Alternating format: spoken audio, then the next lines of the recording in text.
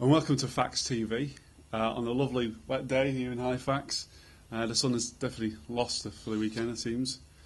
We've come off a 2 in a row. You asked last week, you wanted to have a little winning streak. Are we going to get 3 in a row on Sunday? That's what we intend to do. Had a few people busted up this week, so his training's been real light, to be truthful.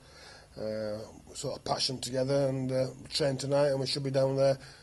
And confidence in the camp is good at the moment, so we're going down there to give a good account of ourselves first and foremost. And we want to win the game, we certainly do, yes. Let's rewind back to last Sunday.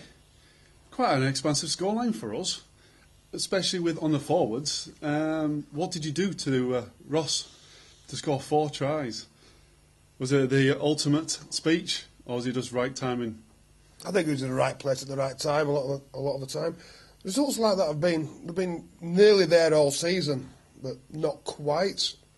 We played a slightly different system with ball. We had 3 pivots on the field rather than 2, and a passing fullback last week. So it opened the game up a little bit better. And to be truthful, Rochdale weren't the greatest team without putting them down too much, and there will be bigger challenges ahead. But there's certainly a step in the right direction.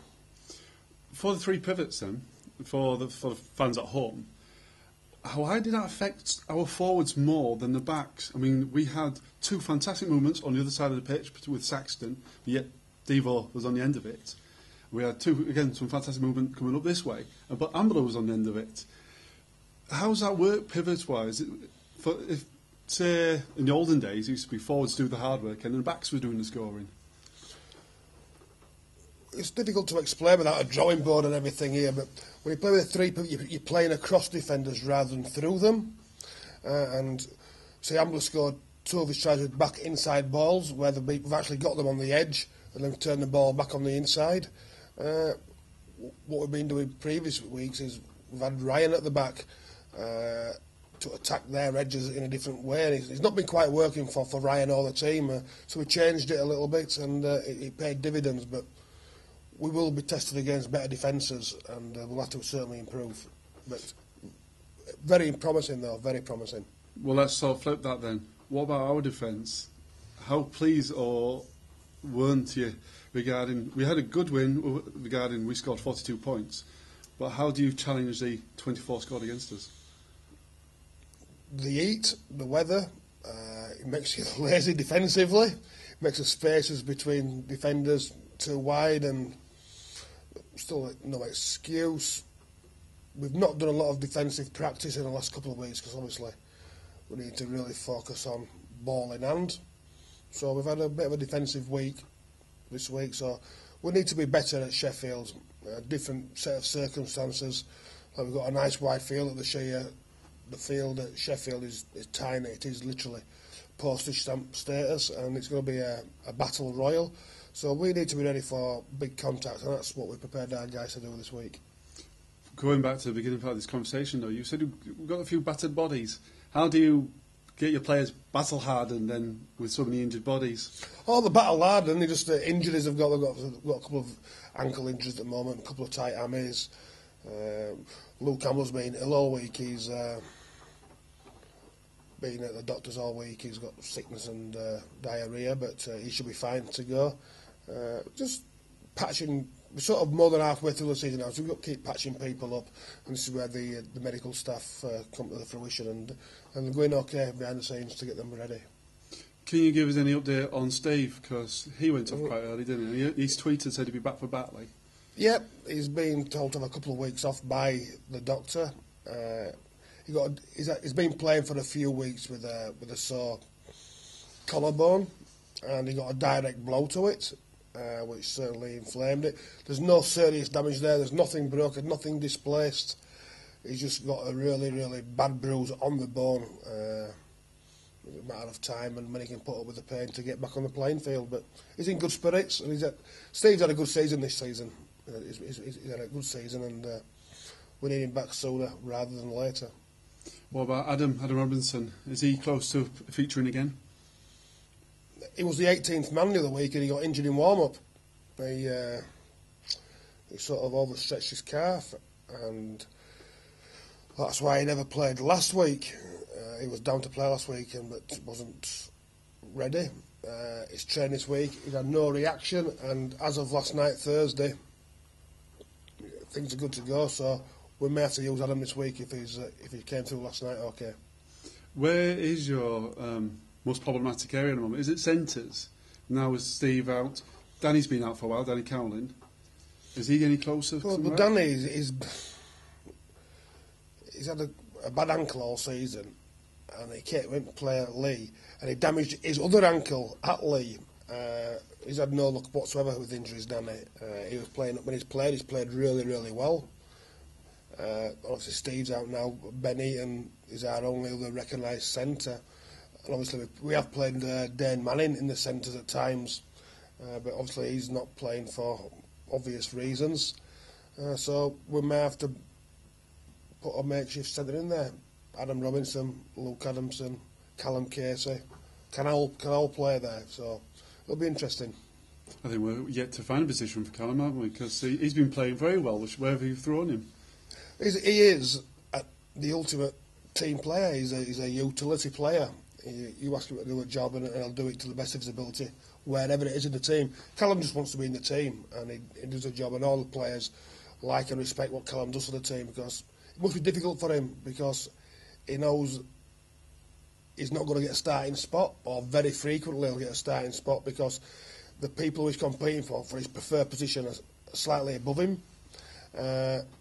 What is his preferred position? He thinks he's a loose forward type back row person, and to be fair, he's not, but he's been struggling against Devote, Adamson and Manning all season, and they're three hard people to displace. And now we've got Robinson back, that's somebody else, but Callum, you just need him in the team because he can play in the forwards, he can play in the backs, he can play in the pivots, and he'll do a job wherever he is. The fans have been asking, do we know any more about Warrancy? Has his appeal gone through? Is he any closer to coming back earlier? His appeal was again adjourned this week. Should the appeal, and for whatever reasons they adjourned it. I don't know the ins and outs of it, to be truthful. I've not spoke to Rob myself for a couple of weeks. He's not allowed down at training ground or anything because of the RFL ban on him. But he's okay. Last time I spoke to him, he was fine, and disappointed he's not playing and upset and everything, but just waiting for this appeal to go through. His band's nearly up as it happens anyway, so to be honest, I don't know what they're playing at. Has momentum hit us at the right time? Last Sunday, we got the win. We got the couple of games underneath the belt. The other scores went our way, and all of a sudden we've been propelled to third. Sheffield are not having the greatest of form at the moment, but they're not a bad team overnight. Is that in our favour? I keep saying, and people keep shaking their heads, I've said all season, this season is really, really tough, and people laugh when we struggled against Workington, but I said Workington will beat some teams this season because they're a good team. As we saw last week, they beat Featherstone, and they only had 15 fit players start the game, did Workington. You know, they're a tough team up there, and we're grateful we've been up to all the Cumbrian clubs. Sheffield have been hit and miss all season, a little bit like ourselves. No levels of consistency. Doncaster's been a surprise package. People keep expecting them to fall away, but they're hanging in there and doing really well. Lee have been the only outstanding team this season, week to week. Very, very confident, large squad, some great players, and they're going really well. But that second spot, we've said, is open to a number of teams, and we're in that group.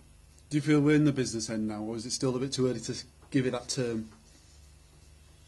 Oh, it's business then from game one, in my opinion. I like winning, I don't like losing at all, and it's nice to win, and it's nice to win back-to-back games, it's nice to win back-to-back-to-back games, and that's what we intend to do this week at Sheffield, which we know, and I'm sure Mark Aston's a good friend of mine, he will understand that it's a big game for their season as well.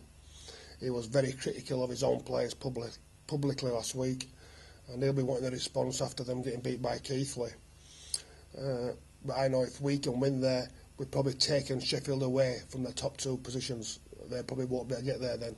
So then it comes down to a 3-horse race, which makes it more exciting. And that's what we need, isn't it? Is that all part of that momentum getting towards the grand? Do you think this season, though, there's an element of we're forgetting the grand final? We get that talking to the fans. because we're all focused on the table placings more this year, where previous years it's just been at advantage in the playoffs.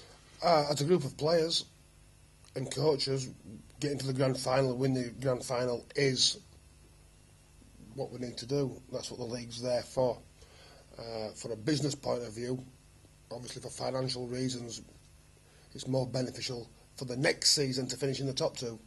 So we'll try to do both. We're trying to finish in the top two and win the grand final, and that would be a real successful season. I said this the other week in the aftermatch comments in the bar downstairs that no, don't write us off too early.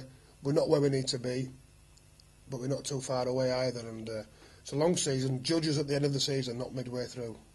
We definitely seem to be becoming the silent ninjas of the league, if you like, because we're not making any noise, but we're getting the points now. Surely that's what's pleasing you as a coach. Yeah, we've got an hard working group of players. There's no bad eggs in the camp. Everybody's here for the right reasons, and we intend to go as far as we can to the best of our ability. And we work extremely hard here. Everybody, including yourself, PJ. The whole club's focused for the right things, and the rewarding part is getting to grand finals and picking up the trophies. That's what ultimately it's about. But this year there's a double whammy with the top two as well. Well, I wish you best of luck against Sheffield. It's never easy, and I'm sure it's not easy on that very small pitch. But before you turn off, Marcus, my eager cameraman, we're going to tell you about our new competition that we're running. It's in conjunction with the RFL. It's a chance to go down to Wembley and be a flag bearer and hold the Halifax flag on the pitch and be representing with all the other clubs. Very, very big for us, especially now we've got Brooksbank School are also going to be down there. This is the competition. It's very easy. As long as you're aged between 14 and above, we want you to take a crazy selfie in any type of Halifax merchandise. And we want you to tweet it. So at Halifax_RFC. But you need to put selfie facts. Hashtag selfie facts. We're going to be tweeting this out every day now until the competition ends. And we want you to see some fantastic, crazy pictures. And if we could get some great pictures, then maybe we could get Karl to pick the winner. Well, thank you very much. Thank you very much, Karl. And we'll speak to you after the Sheffield game.